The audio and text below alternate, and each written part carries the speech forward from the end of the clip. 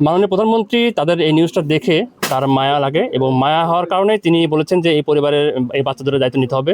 তারেক রহমান আমাদের এখানে আসছি শার্ট প্যান্ট লুঙ্গি শাড়ি সব কিছু পাঠাইছে, এতে আমাদের খুব ভালো লাগছে।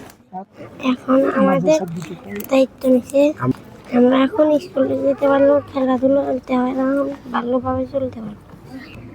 এই জন্য তারেক রহমান খানকে অনেক ধন্যবাদ।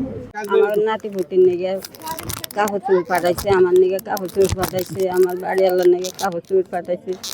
আল্লাহ জানি তারেক রহমানকে দ্বারাজ করে, আল্লাহ জানি বাইচে হায়া। আমার নির্বাচনী এলাকা এই মাত্র টুকু চাচা আমাকে রিং দিছে, মানে আপনারা যখন কথা বলতেছেন তখন আমাকে রিং দিছে এবং বলছে যে ওই ফ্যামিলির সাথে কথা বল, এরা দুইজনই আমার ওই মাদ্রাসা যেটা আছে আর কি, এতিমখানা যেটা আছে এইখানে আসুক।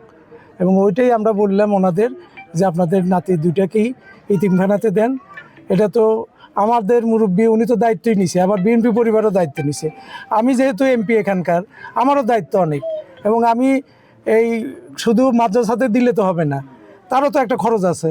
টুকু চাচা তো অবশ্যই দিবে। আবার এই ফ্যামিলি যেহেতু দাদা দাদি নানা নানি যেহেতু এখানে আছে, তাদের ঘরের অবস্থা দেখলাম, এই ফ্যামিলিটার দায়িত্ব আমি নিব। দুইটা সন্তান সহ এই ফ্যামিলির দায়িত্ব এমপি হিসেবে আমি দায়িত্ব নিব এবং ওনাদের সব কিছু দেখার দায়িত্ব আমার।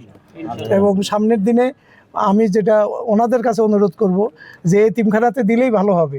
আপনারা দুই নাতিকে বুঝায় এতিমখানাতে দেন।